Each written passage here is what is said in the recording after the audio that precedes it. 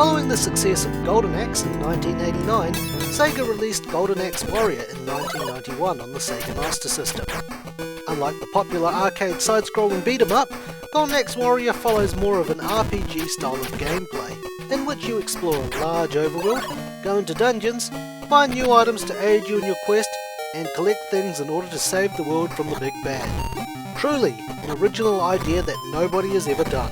But, is there more to this game than meets the eye, or is it a shameless Legend of Zelda ripoff? Let's find out on this journalistic review. Basically, the plot is that the evil giant Death Adder, aka the big bad from Golden Axe, wants to take over the world. He's already conquered the continents of Nendoria and Altarulia, and he has his eyes set on the continent of Firewood, which is where your journey begins. At the time, he couldn't attack Firewood because 9 crystals with the magical ability to ward off evil and preserve peace basically kept him at bay. Doesn't help that the royal family also knew how to use the thunder, earth and fire magic. But one day, a greedy high-ranking minister from Firewood betrayed the king, and he sold the gems to the evil Death Adder. Seeing this as the perfect opportunity, Death Adder then proceeded to invade Firewood, and Firewood quickly fell, and cruelly ironic in its name, burned.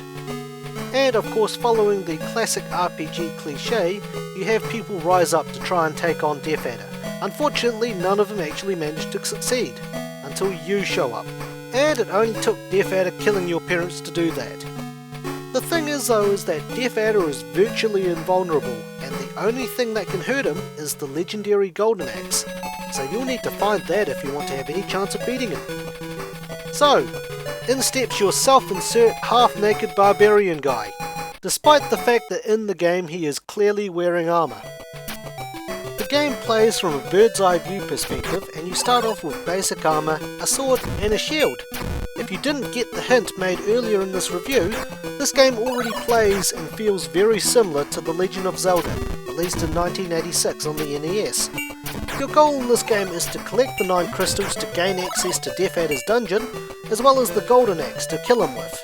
In each dungeon you'll find a new item which will help you along the way, and like The Legend of Zelda, you can use some of those items too to uncover secrets on the overworld. So, without further ado, let's move on to the good.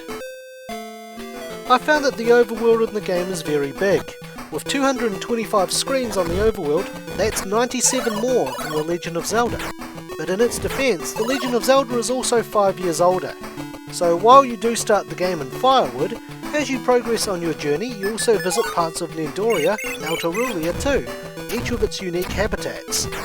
To add to the atmosphere of the game, there are also towns that you can visit, some with people offering helpful advice, as well as a place to stay, and a chance to save your game, while you have other towns that weren't so lucky. However, don't overlook them. Towns in general have secrets that can help you on your way. I also thought that monster variety was very well done. As you progress on your journey, the monsters you face grow stronger too. Now, while you have the classic palette swaps of monsters, you'll also get some new unique ones native to each continent when you visit them. The monsters also suit their habitat and environment that they're in, so a lot of care was taken with monster placement and strength, and it gives the player the idea that they're exploring new places, that the monsters get much stronger as you near Death Adder. It also gives you a sense of progression. Another thing that I thought was pretty cool about this game was that it also features cameo appearances from Golden Axe. Notable ones are Gilius Thunderhead, Axe Battler, and Tyrus Flare, the playable characters from Golden Axe. Although their backstories have changed, they all wish to destroy Death Adder, and they teach you the thunder, earth, and fire spells respectively. There is a water spell, but I'll go into that later. You can also return to them at a later stage in your quest to upgrade your spells to be even stronger too, with the exception of the water spell. Monsters from Golden Axe also make an appearance for you to fight, such as a bad brother, skeletons, and Bizarrians, which is nice, especially if you've enjoyed Golden Axe.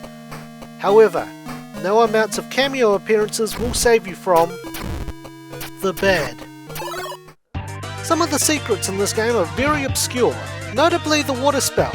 To get that, you'll need to get the ship from one of the dungeons, leave from a pier, and go to a small plot of land in the middle of the ocean. Now there's bushes here, and naturally you would switch to your axe in order to cut them down. When you actually do switch to your axe and attempt to cut them down, you'll then find that your axe doesn't work. It turns out what you actually had to do was switch to another item that you got from an earlier dungeon, the Ice Bell, and use that to reveal the staircase. The problem here is that the Ice Bell is designed to show you which rocks can or can't be broken by the Earth spell, as well as freeze up lava in a particular area of the map. It generally doesn't have any effects when you use them on trees, so how on earth would you know that you have to use the Ice Spell in order to get the Water Spell? Once you get it, the spell is an absolute godsend, but it also leads to the next problem.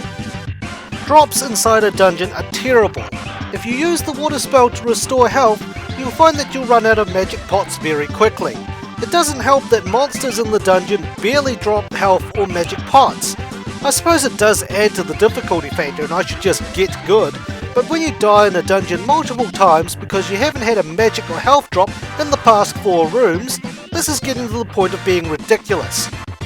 Currency in this game I've found nearly pointless. The only time I've ever felt the need to save money is for when I had to buy the Knight Shield to protect me from stronger projectiles.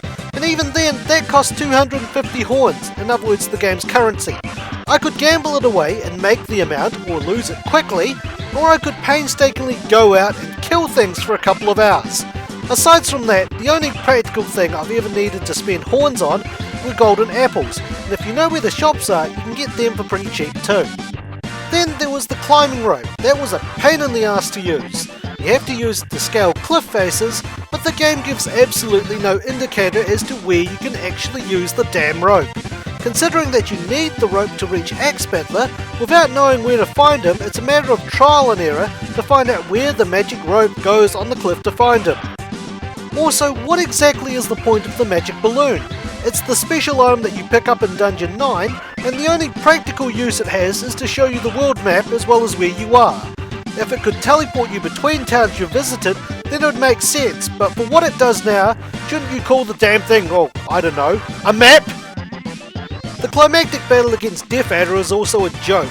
You could be a man and go out and fight him, or you can just stand in the doorway and just hit him until he dies with the golden axe.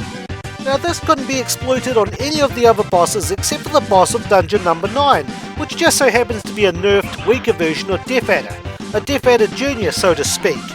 Now this method takes all the challenge and fun out of playing the game, so unless you want to actually have a challenge, you should probably start by fighting the bosses properly.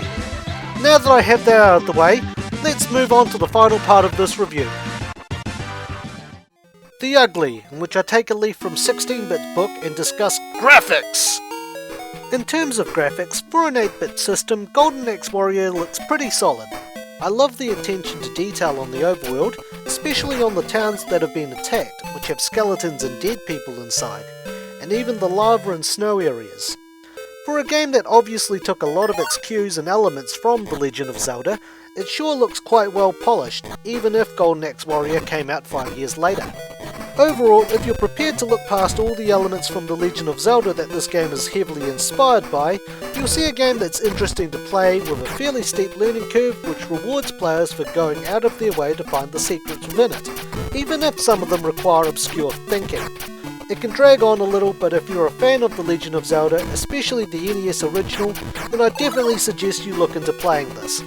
If you're thinking about owning the game, it is one of the more rarer Master System cartridges out there, so be prepared to pay a fair bit for it. So overall, I'm going to have to give this game...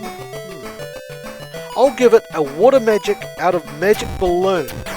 And with that, we come to the end of Golden Axe Warrior. Stay tuned for the next journalistic review.